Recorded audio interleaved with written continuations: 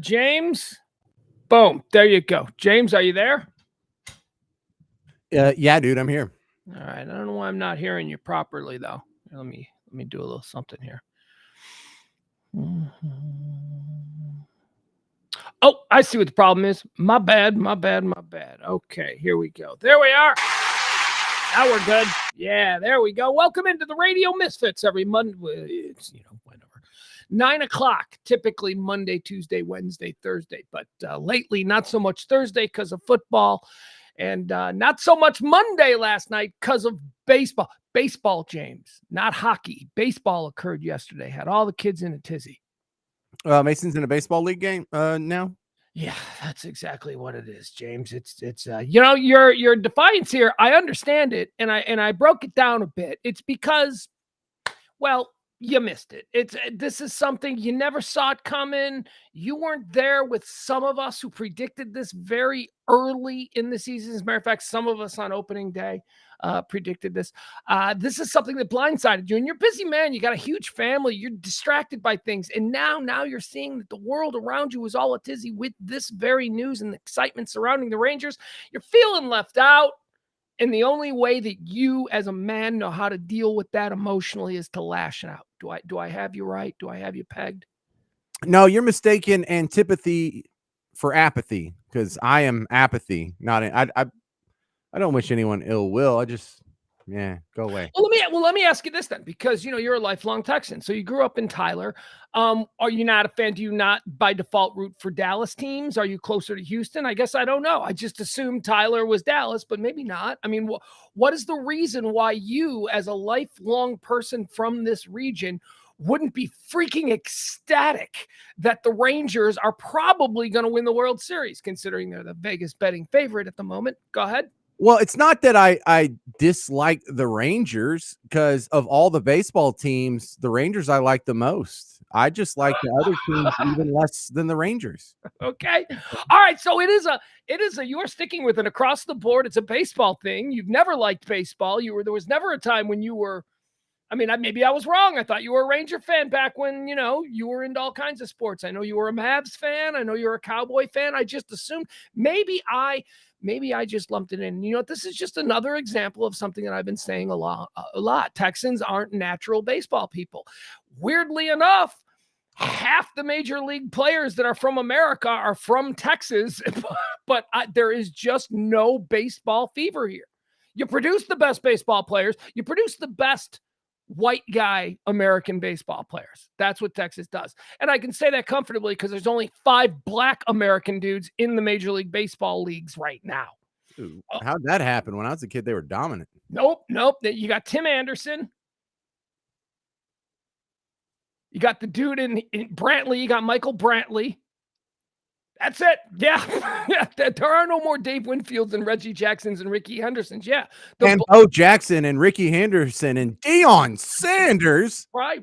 No, Black America has fallen off baseball the last couple of generations. And it's because, we stopped making baseball parks in the inner city. Yeah, it used to be a no-brainer. There used to be baseball parks all over. Now they paved them over or they stopped paying for them or whatever the deal is. But yeah, baseball has fallen off in the inner city. So the sports class of African American, which, when you look at the history of sports and all of that, they tend to come from, almost all sports heroes come from poor backgrounds, because it's, that's why they get so good at their sport, because they're getting out, whether it's boxing or whatever historically. So when you think of the great Black American baseball players, almost all of them came from urban inner city environments where baseball was played at parks and on streets and all that. That's just not a thing anymore. So what we got, though, we got a whole bunch of Japanese players. We got a whole bunch of Central American players, Caribbean players too, a lot of Caribbean players.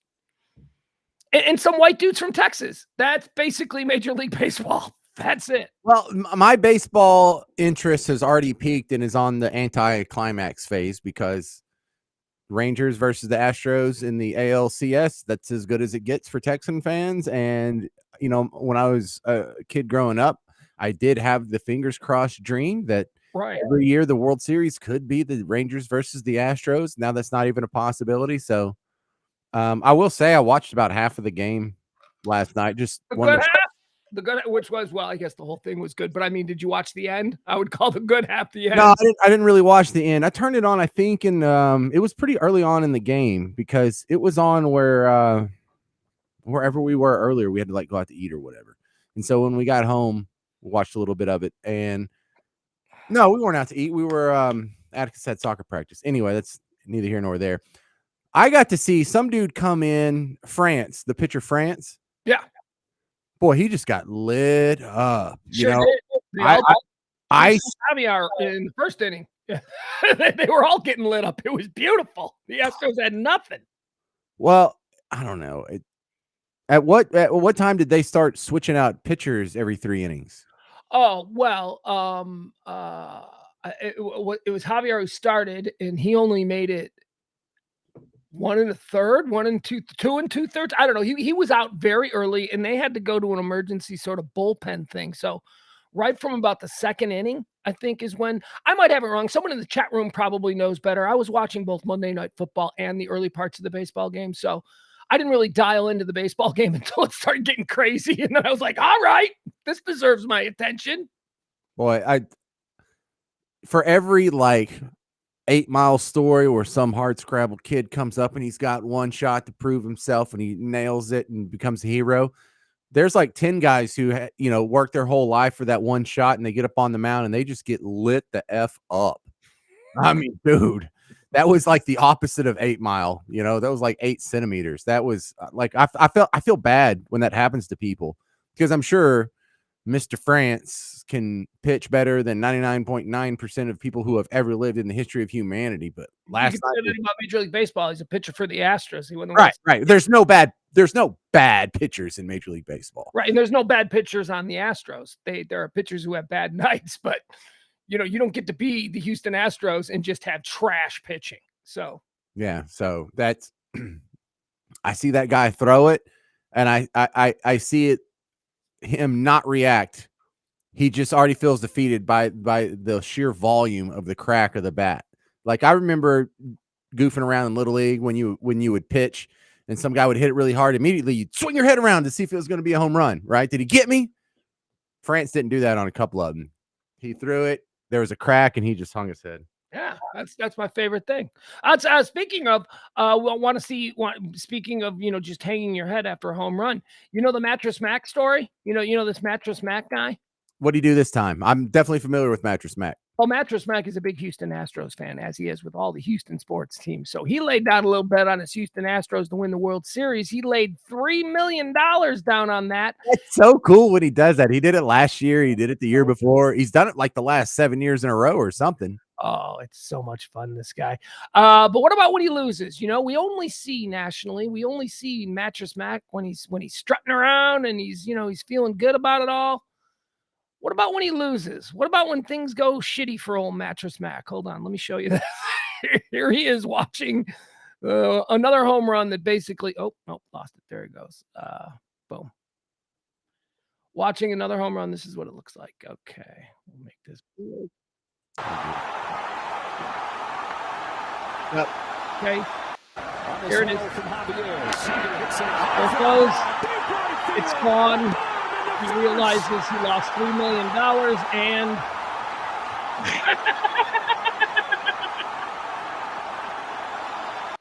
how great is that? Mattress Mac has a chain of furniture stores, and it's not just mattresses, it's everything. And so the $3 million is something that he's willing to put up because he probably moved $3 million worth of product to make that happen. But he's got it set up in the math to where if they win, whatever the multiple of your winnings are, that more than covers the cost of him, because he says in like the 3 months up to the series, come buy a furniture set for me, and if the Astros make it to the World Series, it's free. Yeah, so that's why he makes the bet. So if he wins, he takes the $6 million minus the juice or whatever he gets, and he uses that to cover the cost of giving everyone for the last 3 months a free furniture set. And so that's really the point of the bet, is to tie into the local promotion. And dude, he blasts it. It's on radio. It's on TV. He gets interviewed on the news. It's such a big deal in Houston. I listen to a lot of Houston radio. I have friends down there. and he's on a lot of the stations. And yeah, this guy is such a big deal in Houston. There's not a comparable guy to him in New Orleans, except for, like, he's not on the level of Mark Cuban because he hadn't been on like national TV shows on CNBC and stuff like that. He's a curiosity. He's a crazy old man. He's a local wheeler dealer who's also a gambler who makes big bets. His promotion, that's his gimmick. Yeah, He's got the same attitude as a lot of us, but he's got the money to back it up, and he does fun stuff that I think you and I would do if we were in a similar situation, really. Well, here he is. We saw him realizing that his $3 million was gone. So here he is walking to, I don't know, his limousine, I guess. Maybe not after this big $3 million loss. How's he take it?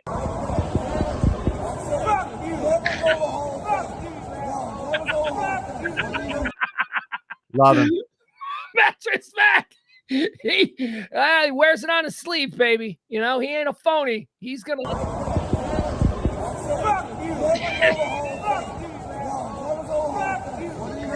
man. All right. Well, our Rangers are in the World Series, James, and I'm going to call them our Rangers because although I was making a bit of fun of you there in the beginning, there's plenty of room on this bandwagon. The expansion of baseball and baseball fandom is not a bad thing. So climb on board. Let me give you this one last appeal. Let me just ask you this. Okay. Does it not appeal to you a World Series between Dallas and Philadelphia? Does the legacy of hatred between these two cities not hold any interest? You don't think this would be some kind of, I mean, because look, Cowboys are going to get smoked twice by the Philadelphia Eagles this year. Wouldn't it be nice to be able to crush them in a World Series? I don't necessarily hold any specific animus toward Philadelphia. Jeez, I do. Well, yeah, geez, I do. No, I mean, look, no one thinks Philadelphia is a bunch of nice, great people, and they're known for being so friendly and polite to their visitors. But we don't have any more hatred for them, any more so than basically every other metropolitan area that has to put up with their butthead attitudes on a regular basis. Because I'm under the impression this isn't. Eagles are arch rivals. There's a hatred there. It's like Bears Packers. What do you mean no more than any other city? Yeah, but no, because like DC and Philly are rivals, and New York and Philly are rivals, and I'm not to the extent that the Dallas Cowboys and the Philadelphia Eagles are rivals, man. That is one of the great rivalries of the NFL. Now, again, I'm just keeping it confined to the NFL. Because with a greater thing, yeah, New York is always picking on Philadelphia, and there's sort of like a thing there. But no, I'm talking about football. Dallas people hate Philadelphia people simply because of the Cowboys-Eagles rivalry. This I know in my heart. I can't believe you're the real natural-born Texan, and you're the one speaking blasphemy. Well, yeah, but the Phillies... But it's okay. It's just an extension of the point. No, I don't think it bleeds over. Cowboy fans are going to get their hearts broken by Eagles again this year. I thought maybe this might be something that could soften the blow and make you feel good about it. I don't care. I'm a Chicago sports fan. Look, I am just a proxy fan of these teams because of my son. So whatever. I'm not going to try and convince you. That's not true. I'm a legit Rangers fan now. I have over the past. Are you? Yeah, I have been since last year. I mean, okay, all right, let's do this. Well, why not? Why not? I just so happen to have it queued up. Why don't we hear me, James, talking about the Texas Rangers from opening day of this year? Well, should we listen to my prediction of what we're going to. Or maybe we're not. I don't know if I can find it handy. James, you know what? Never mind. You have something. Maybe at the end of the show. Maybe if at the end of the show. I was gonna say yes. I would like to hear that. I find that very impressive that people can talk smack at the beginning of the year and then play it at the end of the year and have it be correct. That's one of the coolest things in broadcast toolbox. All right. If you're like needing to stall for time, I can do it. I pulled up right here. Because I did a self-bacon challenge on Friday. This is really stupid, but I think you'd be interested. Okay. All right. No, I think I got it right here. Okay. Hold on. These are my thoughts from opening day of this year on the Rangers. Let's see if I So can. this is like April something 2023. It's March 30th. March 30th, 2023, from the High Noon Show on the subject of opening day. Jeff says, technically speaking here, Bugs. You also said the same about the White Sox and Bears. So technically, you're 1-3. So fuck you. I never said anything about the Bears. This is a rebuilding year, and yeah, the White Sox fucking tanked. Yeah. Fuck you. How are your Cubs, asshole? I will never talk fucking baseball with Jeff. He has revealed himself to be a Cubs douche. Well, also, I think technically he's 1-2, Jeff. No, you can't. We're not doing it now. Jeff wrecked it. I'm not doing it. Never mind. Not playing this game. James, what do you have? Never mind. There you go, Jeff. See what you did? Anybody mad that they don't get to hear how brilliant I was back on March the 30th? Blame Jeff. All right. Can I do a playlist on VLC? Let me. Yeah, sure. All right. You see that? Mm-hmm. All right. So this is dumb. This is so dumb. I know you expect nothing less, but look, you see that? Did you see that big pack of bacon? Yeah. What's going on here is there's my frying pan. Nice frying pan. That's a nice frying pan. Look how black it is. That's what we call it at my house, the man pan, because this is what I cook out of. And all the other sissies can cook out of their fancy little Teflon or nonstick goo. No. That's a good pan. That's a good pan. Yeah. Good. It's a great pan, dude. I could beat the hell out of someone with that. So it just so happened that Friday my wife was out of town. My wife had to go away Friday, and she would be back on Saturday. But two of my kids had an 8:00 soccer game, and I had to be broadcasting the Rose Festival parade, and I had to be there like 7 a.m. On Saturday. So I couldn't take the kids, and neither could the wife. So they stayed at grandma's house. So now you do the quick calculus here. Wife is out of town. All the kids are at Granny's house. I have the house to myself for one night. So what do? Do I go out and get a 8-ball of cocaine and a couple of working ladies? No. I go get a giant pack of bacon, and I wanted to see how many I can eat before I get sick of it. Okay. All right. So I can appreciate this because I have found I'm one of these people who I glutton on things. Like I might have like a piece of pie once a year, but I'll eat the entire pie in one sitting because it'll be like an impulse buy at the grocery store where I'll be like, I'm going to eat that pie tonight. And I just buy a pie, take it home and eat it. So I can kind of appreciate this. Do continue. Well, it's funny because that brings back flashbacks of when I was, a single swinging bachelor. No, but when you live by yourself, when you're not only single, but like you live alone, how else are you going to eat a birthday cake other than buy the whole thing and eat the whole thing your damn self? Man, right? No lies. If you live alone and you're single and you're craving birthday cake, you're probably going to be eating birthday cake for the next couple of days. Nothing wrong with that. But you will eat good. 2-3 days in the most. So I got that pack of bacon you saw before, and I got out the man pan, and I want to tell you the rules here. And the reason I'm curious is because I noticed some weird things about my behavior that I can't answer for. So like I can eat probably like 4 sandwiches in a row, like peanut butter and jelly sandwich or turkey sandwich, just whatever regular size sandwich. I'll probably eat 4, maybe 5 in a row. However, until you're done, right? However, if you cut the crust off and then cut it into little triangles and you call them finger sandwiches, my limit goes from probably 4 or 5 to infinity. Like when I'm at a party, I feel like I can walk past that tray like 60 times and get a little triangle and never be full. It's the pinwheel effect. It's the pinwheel, the little pinwheel sandwich. No, I don't. What's the pinwheel effect? Okay, so the pinwheel effect is that you eat like essentially over the course of a cocktail party with pinwheels, you eat like 5 burritos worth of sliced up pinwheels. And then at the end of the night, you're like, I'm hungry because you don't think that you ate, but you did. You just ate little bits. It's tapas. Tapas screws you up with that.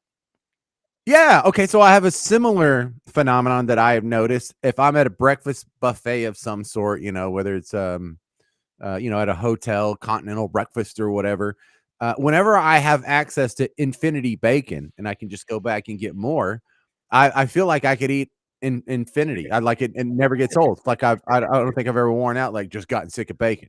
So the rules around this are I'm just going to keep frying bacon and eating it.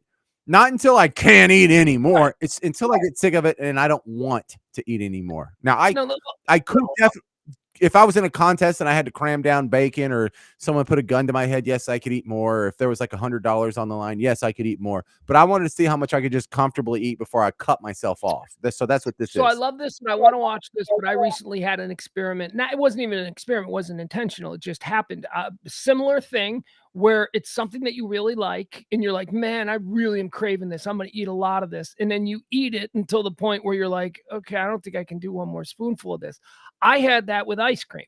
I bought a tub of ice cream and I didn't put it in a bowl. I just took the whole thing out of the freezer and brought it straight to where I was watching TV and just ate out of the tub of ice cream. And I committed to it. And I was like, I'm going to eat this whole tub of ice cream. I got about halfway into this delicious ice cream, James, and I was like, yeah, I don't want ice cream anymore. That's it. I hit my limit. And if you pay attention to your body will tell you, hey, you're being a fat, disgusting pig. The endorphins stop. You know, right. All right. So you want to go down this little rabbit hole with me? So we started off. Yeah. So with all that being said, let me start over here. So here's the bacon. It's just regular old store brand bacon, nothing fancy, thick cut, hickory smoked. How many pounds? There's the man. What is that? What do you do? You got a pound, 2 pounds? What do you got there? Pound and a half? What I have? 2.5 pounds. All right. 40 ounces, 2.5 pounds. Don't worry, I'm not going to eat all this. So it's the thick cut. Yeah, well, this is the pan where all the magic happens, and you see it heating up. And I'm sorry, I don't have manly real fire. I have an electric stove, and I didn't get to choose it. That's so worst. Electric stoves are the worst. I know. Judge me if you want. Yeah, so it's that first pan's so easy because there's no grease on it. You got to make the grease. But I can fit 4 in there at a time, and so I decided to cook 4 at a time. Dogs like me a lot. Yeah, they like me a lot more when I'm cooking bacon. He's always scared of me. But it's funny how the dogs will ignore me until I start cooking bacon, and then they show up. And now they're at least standing by me like, are you going to drop something? Nah, he's still scared of me. Screw him. That's my wife's dog, and he's a little sissy. All right, let me ask you I love you, Rick. Let me ask you a question. Sure. What are we looking for here, bacon? Because bacon's very subjective. People like it all different ways. How are we doing it here? You like it crispy and chunky and kind of burnt a little bit where it's just like shatters in your mouth? Or do you like a little chewy? What do you like? Yeah, I like a little chewy. I like it. I don't want to say almost raw, but if it's floppy, that's not a deal breaker. I know that's a deal breaker with some people. My wife hates it when it's floppy, runny, slimy. And I'm not talking about bacon, but yeah. So I don't mind. I'm not real picky. You know, I'm the kind of gross guy that can eat undercooked sausage though, like this little pink in the middle. So don't judge me. I know nothing. It's thick though. This is thick. All right, so this is I ate the first one. I'm working on the second pan. This is me pretending to eat while I'm filming. The sacrifices you make for your art. Bacon. All right, this is pan number 3. I've already eaten one. I've already eaten 2 pans, and it stopped at pan 3. That's all I got. So what? So how many slices in a pan? So what is that? 12 slices? 4 slices per pan? I had 12. I had 12, and that was my limit. Ladies and gentlemen, that's pretty impressive. I think I could do more. That reminds me of there was a show that was on Comedy Central called Review, and very few people saw it, but the premise was it was a pretend TV show. It pretended to be a real TV show, but it wasn't. And the host would review life experiences, like someone would write in and he'd say, "This week I'll be reviewing," and then the life experience would be being a racist, and he'd have to go spend a week being a racist, and they'd film it and show what life was like for a racist. One of them was, I want you to review setting a world record for eating pancakes. So he went to a pancake house, and it's so horribly funny. Review pancakes. Just Google that into YouTube and you'll enjoy it. But it's sort of the same thing. He wanted, I love pancakes. And like after like 4 of these giant, thick, heavy pancakes, he was like dying, literally killing him. Barney says, I can absolutely eat upward to 2 pounds of bacon. Make a video, bud. Make a video. We'll play it. Challenge it. The gauntlet has been thrown out, Barney. All right, because I love Jeff and I don't want Jeff going to bed angry. I'm going to show you me predicting the Rangers in the World Series. Are you ready? Okay. These were my words. Okay, if I'm being fair, I didn't predict they would be in the World Series, but these were my words on this team. So when people say, well, you're just bandwagon, these are my words on this team from opening day this year. This is now, the Rangers are, I guess you could say they're in some semblance of a rebuild, although it seems to me like the rebuild is being done a little bit strange because typically you don't bring in people like Simeon or Corey Seager or Jacob deGrom, these big ticket items. You don't bring these guys in year 2 or year 3 of the rebuild. Those are the people that you add to the players that you've developed over the 3 previous losing seasons. That's how you commit to a rebuild. Commit to the process. So they seem to have added their superstars a little bit earlier, which is a different way to go about it. Their thinking may be that, when you're developing young players, it's good to have some solid clubhouse veteran superstars, so long as they are good superstars. Because the opposing thinking to that is that you do not want your core chemistry of young rookies who have matriculated through your farm system to then be destroyed by the bad attitude of some 10-year vet who hates all, you know what I mean? So that's the thinking. That's why you typically add your superstars to the core group that have come up together. That's why you typically add those superstars in like year 4 of your rebuild. Rangers did it early. They may have gotten quality individuals. I know that Marcus Simeon is a quality individual. He's a good clubhouse guy. I don't know Corey Seager that well. He doesn't seem like he's got a problem.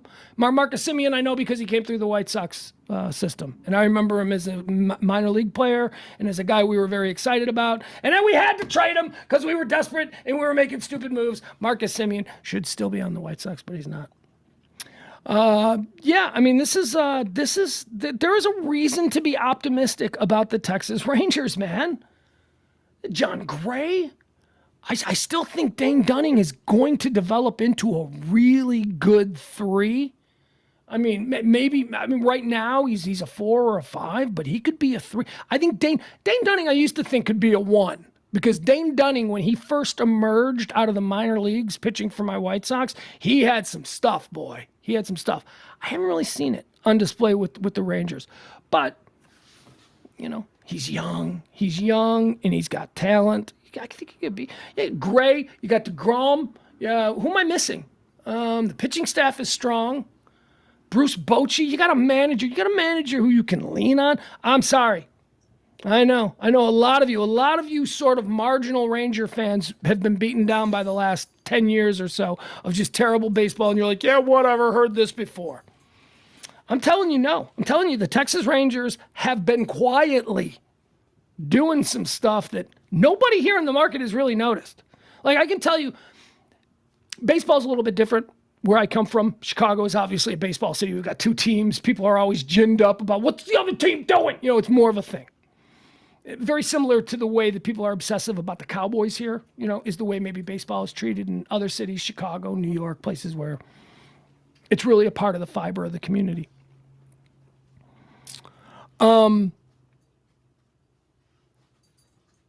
Nobody's noticed. It's like there was no buzz. Like I remember when they signed Seager. I was like, that's a big deal. And there was no, you turn on the ticket or the fan and they're not talking about that. They're not talking about the big moves that the Rangers are making. They're talking about who the Cowboys are going to get, for the second interior lineman on their depth chart. That's what they're talking about. And my point is this. If a team in a baseball city like Chicago or New York or San Francisco, big baseball, Boston, if a big baseball city team had made the moves that the Texas Rangers have made over the last 2.5 seasons, people would be like, holy shit, look out for this team. But they're not doing it because the Rangers did all this shit quietly. And they're going to trot out a team of true baseball professionals, quality baseball professionals. So when I tell you opening day means that hope springs eternal, I can tell you for the 2 teams that I am most concerned about, the Texas Rangers and the Chicago White Sox, that is absolutely true. Hope springs eternal on this another opening day here in the great United States of America. That's good. How about that? Look at me. I predicted right there, you all heard it, that the Texas Rangers were going to win the World Series this year. I said it right there. I've got it on tape. Nobody else was saying it. I said it. Well, we lose James? What happened with James? I don't know what happened to James.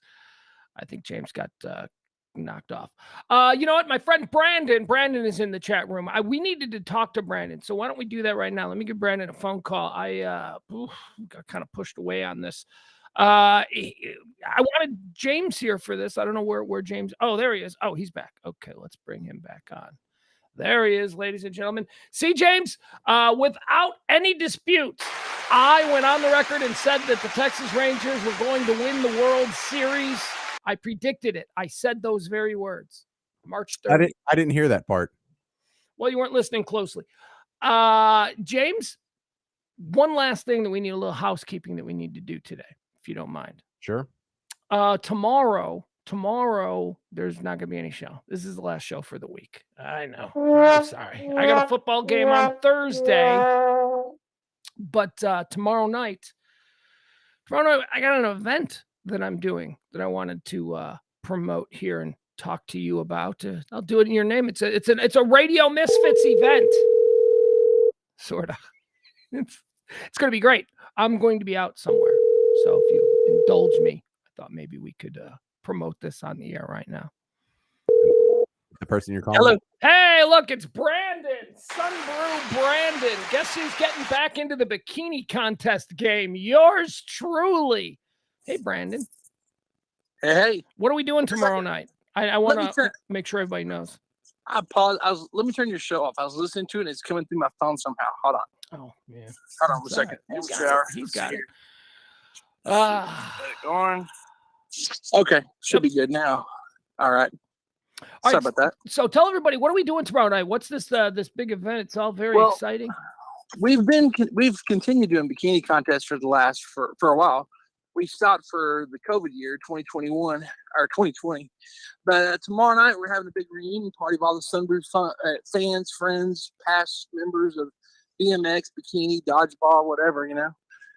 And we're inviting everyone out to the back nine. We get there at 8 p.m. You're gonna be hosting it, of course. Yeah. So you'll be the big dog, and you know, we're gonna have just a bunch of people hanging out, having a good time, catching up on good war stories, and then at around 10:30 we'll have the bikini festivities will take off.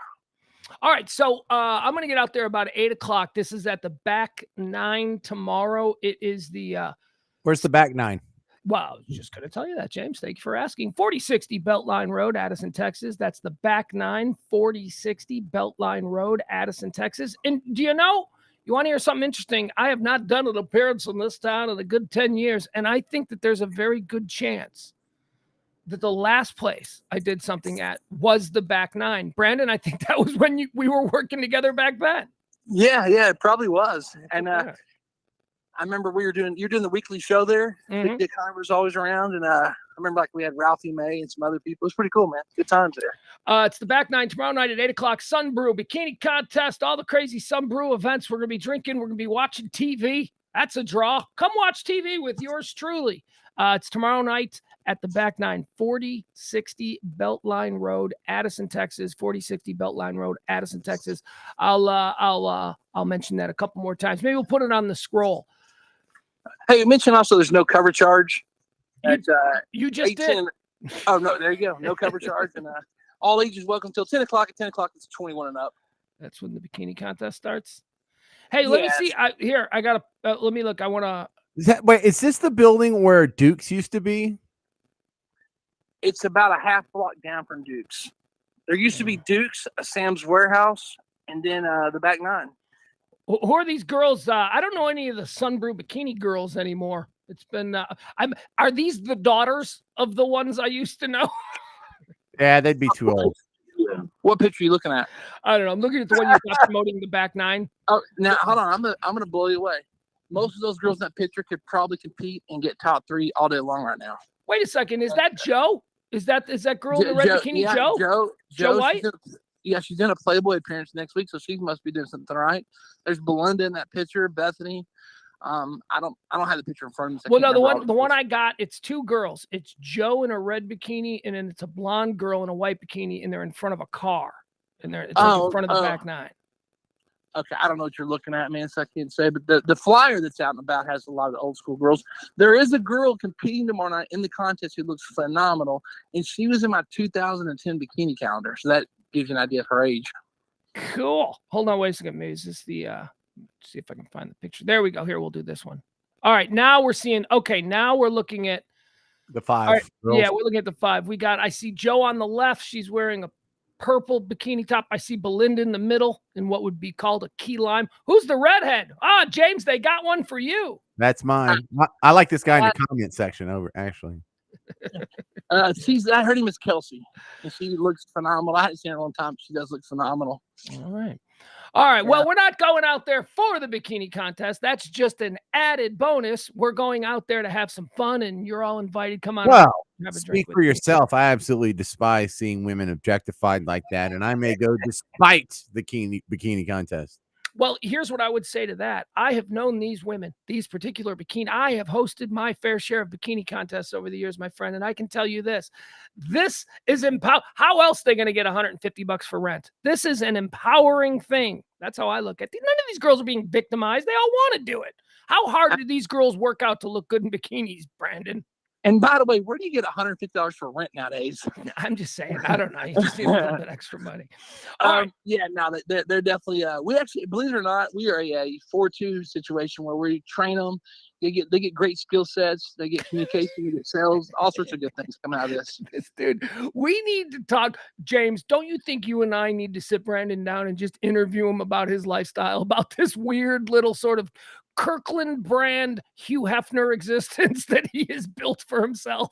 It doesn't work when other people do it, though. Like, we've all tried to sit around and say, it'd be great if I just started a bikini team and all these beautiful girls just cycled through my life in and out one day to the next, and then just ran around opening businesses and selling them and winning and driving nice cars. And I don't know what that life's like. So no, that kind of pissed me off. I heard more about it. If it's that easy, I wouldn't be able to do it, man. If it's that easy, everybody be doing it, quite honestly. Well, how many businesses do you own right now? Well, wait, James, that is the downside of it. Every single night of the week, he's out grinding. And we're getting a bit old for that. He's not. He's not getting a bit old for that. He's doing stuff that I don't think we could do. Well, of course. So how many businesses do you own, Brandon? He's like a serial entrepreneur. These are the best. Making money legit. 3, maybe 4. There you go. Yeah. But I put in my hard work in this many, many years ago, and when COVID came, it knocked us out. So it almost started from scratch again, and I'm having to grind again. I got kind of easy going, laid back, kind of Cadillac, and they say. But it's definitely rebuilding time. Well, we should explain to people what Sunbrew is. People don't know what Sunbrew is. Sunbrew is a branding and promotions event company that has been here in Dallas for good 20 years that I've been aware of. They helped us with any number of promotions that we used to do when we were on CBS radio here. So that's what they do. They put on parties. They throw parties at events that you go out to. But he's part of one of the cornerstones of the business are the bikini contests, and it's always been kind of like, look at Brandon up there surrounded by a bunch of 20-year-old 10s again. Well, it's not just bikini contest. It's when you go to a car show and each car dealer or car company has their little model out there, and they all have a beautiful girl. Where did all these absolute 10s come from, and what were they doing the other 6 days a week? Yeah, they come from Brandon. So in your head intuitively, I guess car companies can just come in here and find a guy and give him a bunch of money, and he'll come up with 13 of the most beautiful girls you've ever seen. That's Brandon. It doesn't quite work like that, but you're on the right path. It's good. I'm sorry. No, I was just gonna say we're gonna move on, but we'll talk again if you're around tomorrow. I want to talk about it again tomorrow during the High Noon Show if you're cool with that. Yeah, that's cool. Absolutely, man. All right. I'll touch base with you. All right, there he is. That's Brandon Sunbrew. It is tomorrow night at. So it's tomorrow. What time, James? Tomorrow, what time? Yeah, tomorrow night at the Back Nine. The Back Nine is in Addison, 8:00. Everybody's gonna be hanging out and all that good stuff at 8:00. And then the bikini contest is going to start around 10:30. It's gonna be a bit of a. Can I add a quick sizzler to this for me? Yeah, go ahead. Yeah, I just want to make sure if you've never seen a girl in nothing but electrical tape and that's it, nothing underneath, we'll have that going on in the front when you enter. There you go. Anybody interested in that? An electrical tape girl. That's tomorrow at the back 9, 8 o'clock, 4060 Beltline Road in Addison, Texas. That's 4060 Beltline Road, Addison, Texas. 4060, the guy said. Beltline Road, Addison, Texas. The back 9. No cover charge. I'm looking for a website for him if people want to check out the website. But, just Google it. Google will send you there. Google the back 9 Addison. You'll find it. Yeah. Your phone knows where it's at.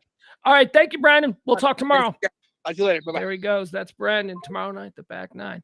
Yeah, look, James, got to do a little side hustle. Here's what we're doing. And I need you to be a part of this. We just went through some extensive comedy boot camp. I'm going to put together a comedy show. We're gonna get one of these bars. We're gonna do comedy shows. I want hopefully you would be a part of it. You certainly would have a place on it because I would like to be a part of Radio Misfits Presents. And then we spent 6 weeks in that comedy class, and the one thing I took from it is you need to approach bars about doing a comedy night. And so that's what I'm gonna do. I'll host it so I don't have to do sets. You know what I mean? I can just do a couple of jokes here and there, and I'll host it. Yeah, or you, dude. It's funny because being in that mindset, now you go to work, or you don't go to work, but normal people go to work and they just see comedy to their left and to their right. Like I could just clown on all these fools so hard. I could just clown on this building. I could just clown on this situation. It just, oh man, you know how weird it is being an air quotes TV star in Bug Tussle? No, well, I imagine it's got to be really, yeah, it's got to be weird because it's got to be cool. It has its advantages, obviously, right? But also, you're not rich. Like being a celebrity and not being rich sucks. Having everybody know who you are when your car overheats on the side of the road sucks. You got, Yeah. So it's also like being the starting shortstop of a AA baseball team. Like, hey, you're good at what you do, and nobody knows it or cares, right? No one, it's going nowhere. It's going nowhere. No, man. It's all about your headspace because I'll tell you, you can look at it this way. You can take that as a stepping stone and then just, periodically move up to a bigger market. Or, dude, you could just make that your life. That's your hometown. You could be that guy for the next 30 years. You could ride that out and you can build a real place in that community. You're in a good position. I really admire it. Well, my complaints aren't about the job itself. Most of my complaints stem from the fact that I got spoiled working for the last 8 years from a home studio. Yeah. So for 8 years, I did not go into an office. I would show up at a TV studio, film my 2 little parts. I mean, when I say 2 little parts, it would take a couple hours, but I would film my parts and, write my scripts or whatever, or revise my scripts or whatever, and then go on about my business. But now I actually have to go in and stay there all damn day. And I forgot what the number one worst thing about going into work versus working at home is. What's that? The bathroom. I forgot. It had been 8 years since I'd worked in an office. And the first time I went down the hall, took a left, went into the men's bathroom, opened the door, and then there's just the cloud of 1,000 dumps. It just knocks you over, and it's worse. It's worse than when you're on a road trip and you have to stop in some very busy, like trucker bathroom, and it smells like Satan's armpit. Where are you working? I thought you were going to talk about the privacy and the ability. See, I like to poop completely naked. You can only do that at home. Can't do that in the workplace. I thought you were going to go there. I didn't know you were working in, an outhouse. It sounds awful. It's just, you're not used to it. You're used to going to your bathroom and smelling zero stranger doo-doos, right? And it's even worse than the truckers because they're not strangers. I mean, you got to like sit down and, there's a little bit of anonymity, you think, because the wall, but everyone sees shoes and you know who that is. And you got to listen to Michael from accounting just growling out a steamer. Yeah. Now this, I understand the privacy of it all. Yeah. I like to be alone. I like to take, I spend, working from home mostly whenever I am home. I'm wearing underwear and a t-shirt, that's how, and when I go to the bathroom, those underwear are in the hallway. I spend the last 10 steps to the bathroom naked, right? Because that's just how I like to poop. If I'm going to animal it out. And that's just how I can't do that at work. And you can't, it's just, I don't even like to defecate anywhere that isn't in my own defecation hole. You know, it's weird, and I'm a guy who sometimes has to do that outside Well, the house. I don't mind the public use. My only concern about the public use is the quality of the toilet paper because I don't want to be wiping with a roofing shingle.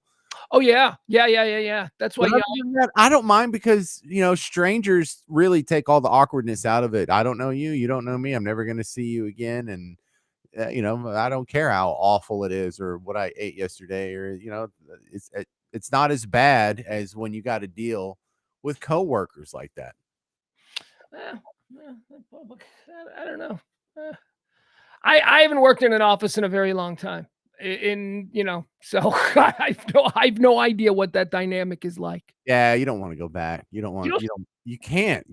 Look, you get sissified really quick. Like the first time you go see a game in a suite, you think, yeah, this is nice, but I could totally go back to slumming it with the regular folks. And then you go slum with the regular folks, and you're like, oh no, I can't. Yeah, that's the first class in the flying private dilemma. Like once you fly privately. You mean first class? No, I mean those are two, but that's even higher than first class. They say that like, oh, once you fly first class, you can never fly any other way, and it's until you fly private, and then even first class is. Dude, I love the idea of flying private because the number one thing is the bathroom. No stranger is going out there just blowing it up. Because that's the worst part about any public accommodation, whether it's an airplane or, God forbid, if you've had to take a Greyhound from Dallas to Atlanta, that is not recommended by James Parker. So and let's go. The other big thing would be like you don't have to go through security. You don't have to wait and have your boarding pass ready. You're not in the C group. You don't have to sit in the freaking terminal for like 40 minutes. Yeah. Dude, when I pick up my friend who flies private all the time, I pick him up at the private jet airport. Man, I pull right onto the tarmac. The side gates open up, and I pull right next to an airplane. I like, you see that in rich people TV shows where it's like the cars pull right up. I've been able to do that. And yeah, I'm talking about E because he flies by private all the time, and I pick him up. Not because he can't take an Uber, but because no, man, I want that experience. That's really cool to like drive onto the tarmac and all that. No, I'll come get you. I wanted to recap for you though. The things, the best part about flying private for you would be the bathroom, and I'm guessing the worst part about flying private for you would be the $20,000 an hour price tag.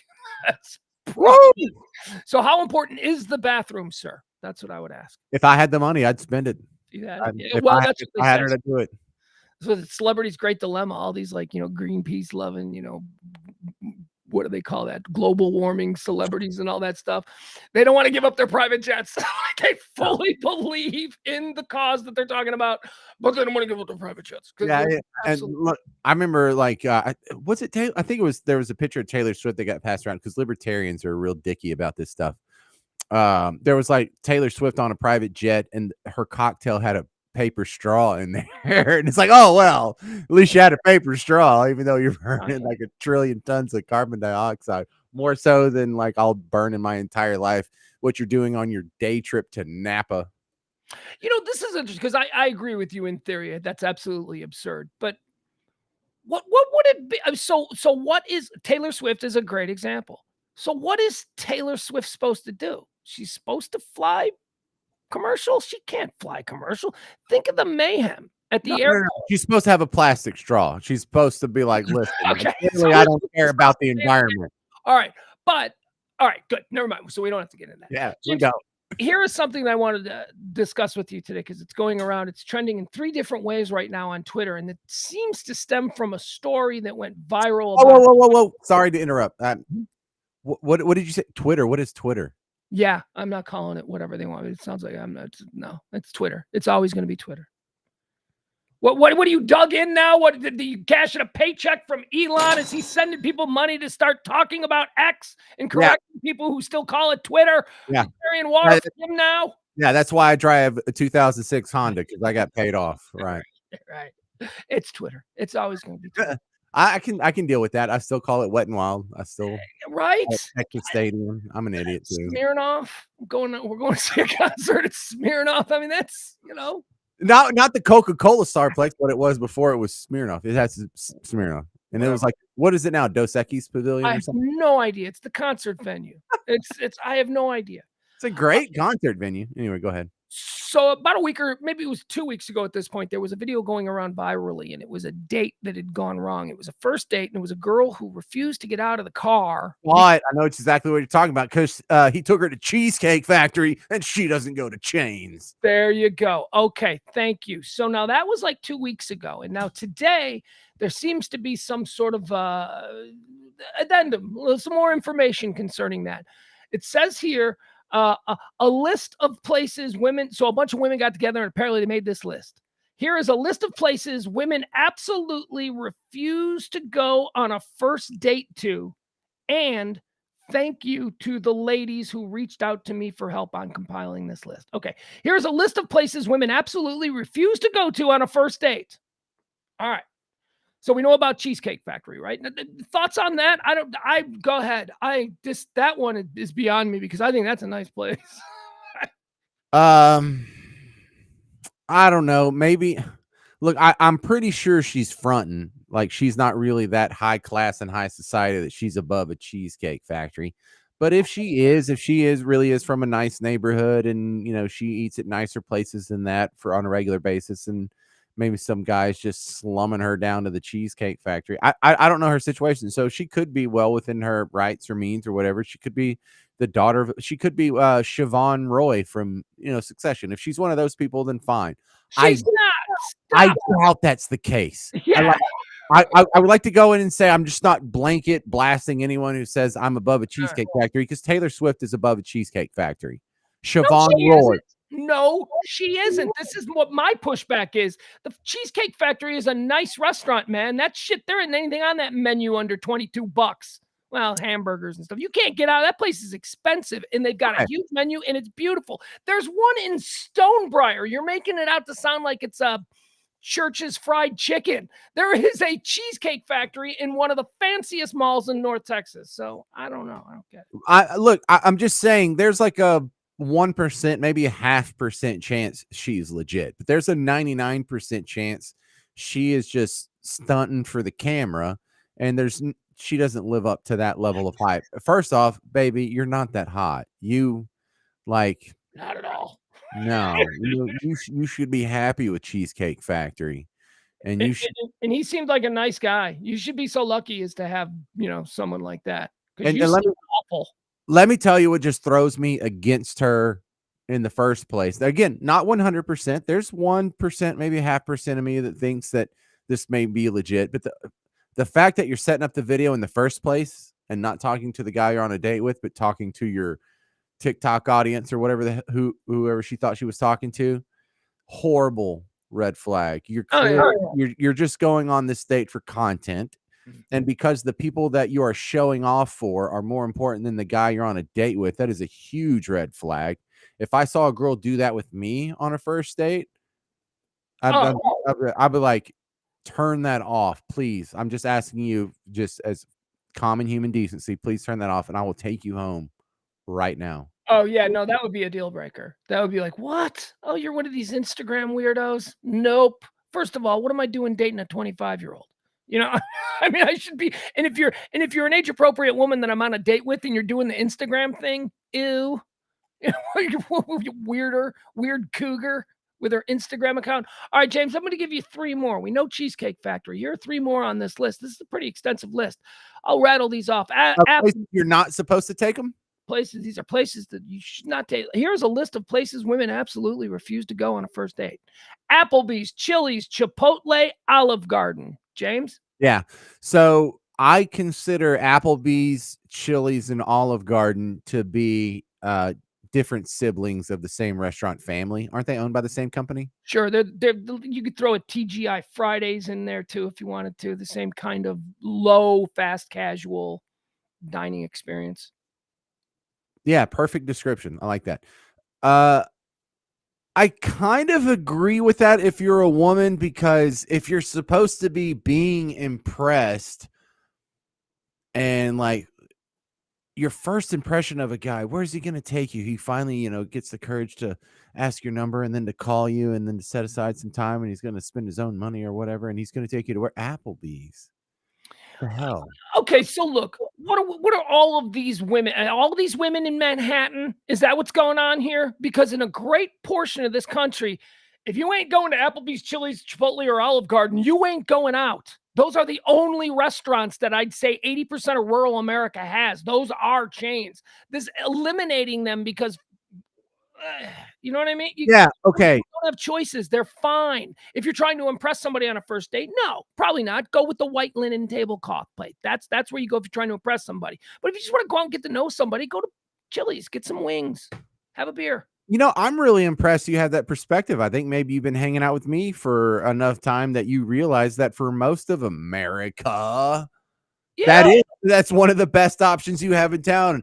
And I'm sorry we don't have any 5-star restaurants. La Fondue. Yeah, there was no La Fondue in Texarkana, right? There's a Chili's and an Olive Garden.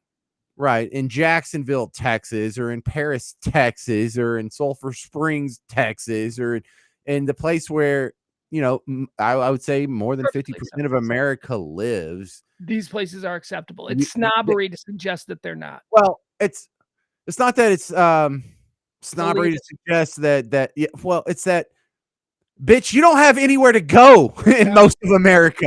You are too good for my entire hometown then, I suppose.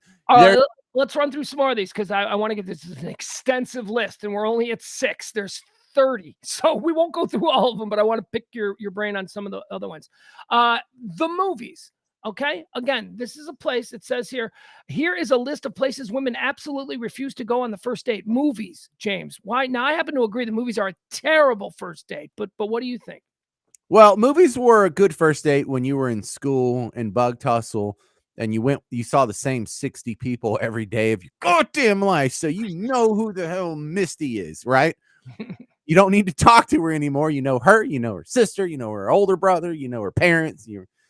Anyway, so movies were a totally acceptable date in bug tussle because movies weren't the chance to get to know each other. We're not strangers that just, bumped into each other in the service elevator, Renaissance Tower. No, we are people who we all know each other. Our parents know each other. Yeah, you're also children, though. Yeah, movies are a fine date for kids. I get that. That's fine. Teenagers, they're too nervous to talk anyway, and they're not going to reveal anything about their true selves. I haven't done. You're right.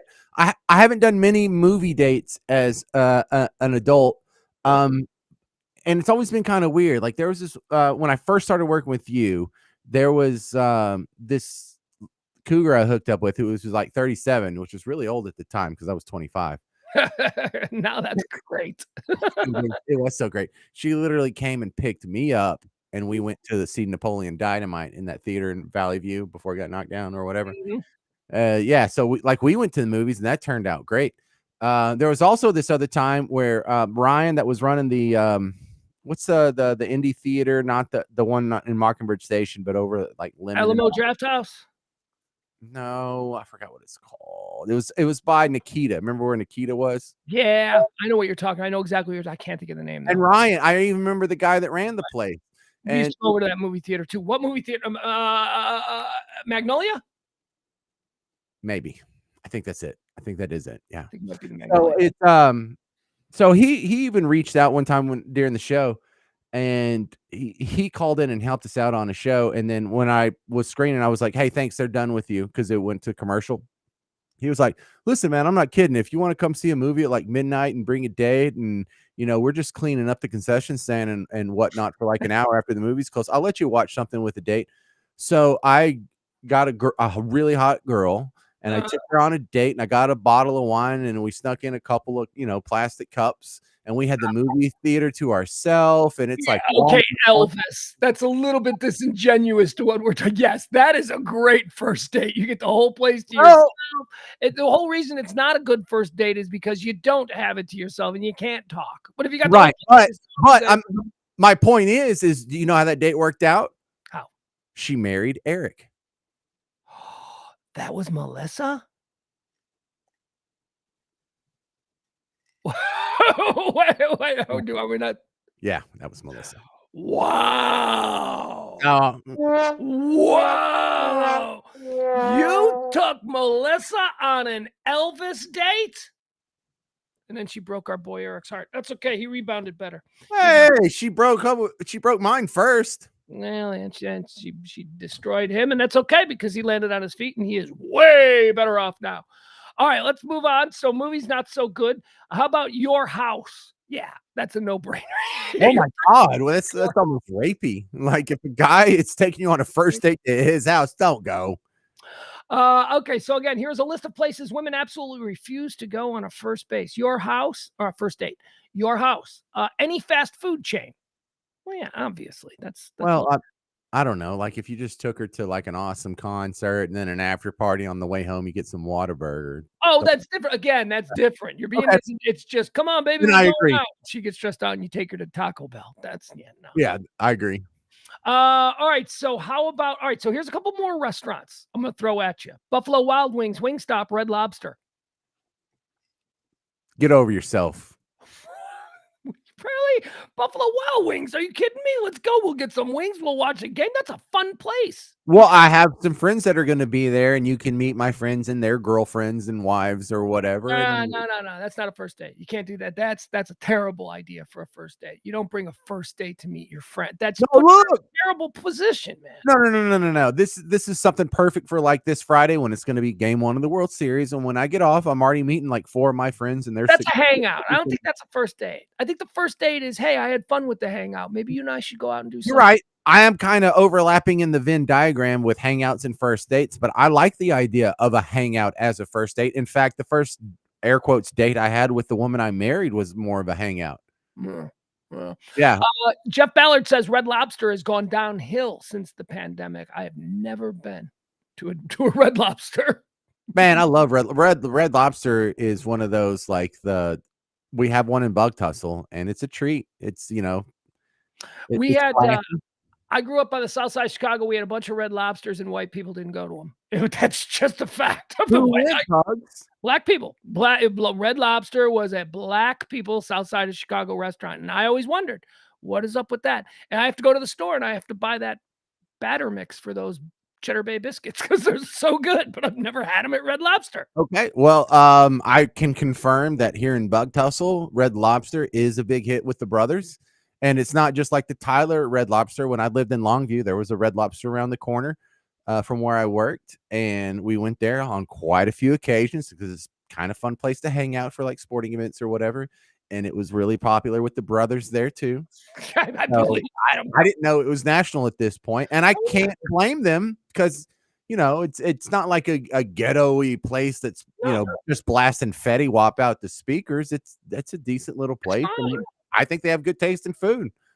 I wouldn't know. I've never been. It's always been a little bit of a rough crowd, gang members and stuff. It's always very scary at the Red Lobsters near me. No, it is not scary. These are wasn't near mine. Okay, but these are not gangbangers in Bug Tussle. This is like guys who look like Jamie Foxx. Like these are okay. White guys didn't go to Red Lobster in my neighborhood. It was just it was a no-go. Really? Just how it was. Absolutely. Half the places I grew up within walking distance were no-go. That's how segregated the city of Chicago and the south side of Chicago is. You don't go into certain neighborhoods. There are places within a mile that I've never been to. Because like Red Lobster is a place, not that black people hang out, it's that classy black people who have at least disposable income hang out. And they're not a problem or something you would avoid. You would like to hang out with those people. They're probably better than most of your white friends. All right, stop, time out. Good. This is what I was fishing for. Sounds a little racist. So the fact that I didn't go to a Red Lobster because there was a lot of crime and scary people, and that's racist. I want to know how that's racist. I think it's just me going, yeah, that's a place where bad things happen, and I shouldn't. I think he's tongue in cheek calling you racist there because I know, but I like to call this out. I've been hard on Jeff today. I should leave Jeff alone. I love Jeff, but I shouldn't. For no reason, I was hard on him. Okay, let's Denny's, IHOP, church, and Starbucks also make the list of places you should never take. Wait. Church and Starbucks? Church and Starbucks. 16 is church, 17 is Starbucks. Denny's. So the Christians and the atheists basically have nowhere to go. What's wrong with church? Like if someone's a Christian and you wanted to take them on a date to something church related, That would be a positive thing. I mean, not for No, I've never done that. that's a weirdo thing to do. First day, want to go on a first date with me in my church? That's a weirdo thing to do. No, I'm well, not saying look, there's Christians, people go to church are weird. I'm saying that's a weirdo thing to do. no, look, there's a lot of people Church. who think the church and their faith is like the most important thing ever. And for the people who think, your level of faith or some sort of litmus test on your faith is a deal breaker or deal maker, you probably should take your first date at church and see how that goes. I think that's good. Worst advice I have ever heard. That is the word. But go ahead, James. No, Go. listen. I grew up where my school is. There was a bunch of Mormons, right? And so you could tell who was like going to be a Mormon in adulthood and who was just tolerating it because that was their parents' faith. And for those who wanted to continue the culture, they needed to do that on the first date and not waste anybody's time, because there were people, if you weren't down with LDS, which is what they call themselves, then it wasn't going to go anywhere. And you might as well find that out on the first date. How about these are places that women absolutely refuse to be taken on a first date? James, how about family functions? Didn't we already touch on this? That's the worst. I think this is the first one I really agree with. Yeah, that's trash. That is Hey, trash. for our first date, you want to come with me to my Nana's 95th birthday? You want to meet my mother on our first date? It's like, I'm not even sure I want to meet you. I'm like just figuring out who you are. That dude's a weirdo. That girl needs to run. Jeff, look, let's give him credit. I thought a cup of coffee at a Starbucks was a good first date. It's almost the ideal first date because the person on either side of the table can just leave at any time. Yeah, I don't. But again, this is where we have to get back into the Venn diagram. I don't see a coffee date as a first date. That's a coffee date is, hey, we should go get coffee and talk. And then if that goes well, then you ask them on a date. That seems more like a hang. That seems like a very modern way to do the get to know you thing. I don't know that a cup of coffee. A date suggests that somebody's going to spend some money on a meal, right? Not just a cup of coffee. I think that there's some all right, so family functions are a terrible idea. Bowling, it says bowling sounds amazing. That's a wonderful first date. I think bowling. What's bowling sounds like it would be a fun first date, but if bowling was really fun, we would do it more. How many times have you gone bowling in the last 5 years? In the last 5 years, probably 10 times, 15 once times. I've gone bowling, I think once in the last 5 years, and that's because it was Rosanna's like 40th birthday, and Rosanna went to college with my wife, and they were in the same sorority, and so we went to some place in downtown New Orleans, which had an underground bowling alley that I didn't even know about, which was kind of awesome, actually. But if not for that, and the promise of a lot of booze and chemical enhancements, it's not so what you're telling me is you have been foaling more recently than you have been bowling. Oh yeah, by 2 years. No, my kid and I go bowling a lot. You want to know who's crazy, insane, good at bowling? Like the best bowler I've ever seen. Is it Emil? Yeah. He is the best. That dude. First time I went bowling with him was probably about 10, 15 years ago, and he shows up to the lanes. Now, Emil, people have to understand, Emil, you wouldn't think that Emil would be like the dude from The Big Lebowski, right? You wouldn't, or maybe you would. You would think it was the second you saw, but because Emil looks like the guy that just swiped your card at the gas station. Yeah, you're right. Unless you know him and you've, been in his Ferraris or whatever, you know what I mean? And you're like, my point is this: he's like a cool guy. He's got, VIP treatment at all the places. The velvet ropes open up for him. He's always had that hookup in this. Well, yes, he's like the whale in this town. The party scene, all of that stuff. Everybody loves Emil. So you just wouldn't think that he would know anything about something nerdy like bowling, but he shows up.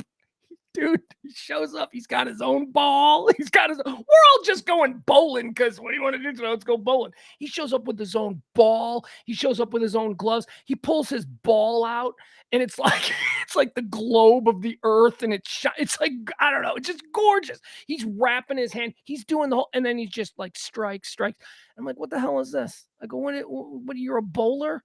And then he goes, well, I grew up, my dad owned bowling alleys. And I go, oh, there you go. Now it makes sense. Yeah. His dad owned bowling alleys and he Yeah. just bowled his whole life. Right. And the roller skating rinks that burned down. Yeah, roller Both skating. of them. His dad owned a roller skating rink, I guess, a couple of bowling places and like a marina where all the boats docked, and I don't know. And they're really flammable from what I've heard. Well, that is a line of questioning for another time. All right, that's gonna do it. We're out of show tonight. Yes, they are. Curiously flammable. Oh man. His dad is the guy. I think. Well, no, I don't want to say it like that. Well, his dad was awesome. dead. His dad's dead. Just throw it out there. Dad's awesome. His dad was a character. We'll just leave it at that. That's all. But he was a bigger than life, really fun. I don't want to go into the stories. He's not here. Let him tell the stories. But you know the stories, right? I mean, but complicated. All right. No. His dad was a hustler. Oh, this is the only show of the week because you're hosting a party tomorrow and there's football on Thursday. What's the party tomorrow? Yeah, tomorrow, everybody. I'll be out at the Back Nine. It is the Sunbrew reunion party at the Back Nine. The Back Nine is in Addison. What is the exact address there? The Back 4060 Beltline. 4060 Beltline. That's right. You said that earlier. That's very good. 4060 Beltline Road. Tomorrow night, I'll be out there. I'm hosting the bikini contest. We've got cash and prizes. There is no cover charge. Come on out, hang out. I'll be out there just walking around. I'll hang out. James, anything from your end? I just put up a new episode of Florida Stories wherever you're already listening to podcasts. I'm on TV in Bug Tussle if you give a rip. It was an honor hosting the Rose Festival Parade on Saturday. That's it. James, let me ask you something. Yeah. It's just something I want to put in your head. What would you think if Pugs and Parker Radio Misfits hosted and presented a John Hinckley concert? How would you feel about that if we brought John Hinckley to town for a concert? That's something you'd be comfortable being associated with, or do we have to go a different route?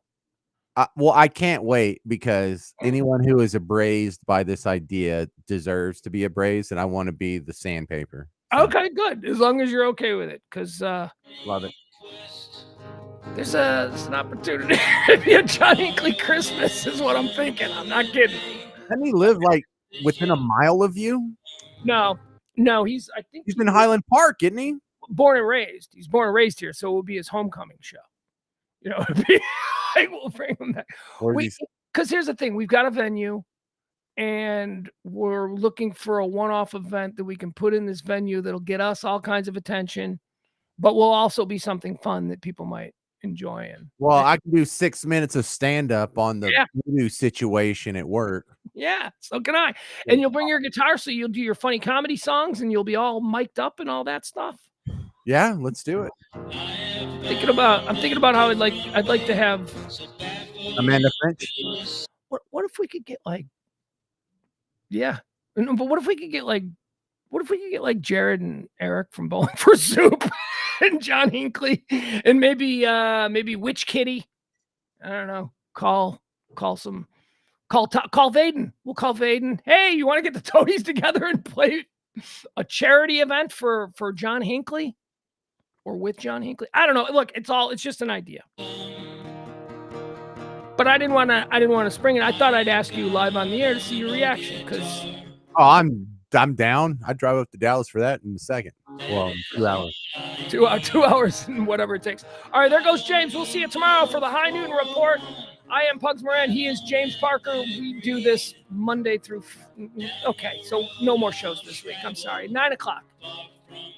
Next show will be 9 p.m. Central Standard Time on Monday of next week. Good? We good. See you tomorrow at noon. Thanks, folks. Bye, everybody. Tomorrow is another day. The best is yet to come.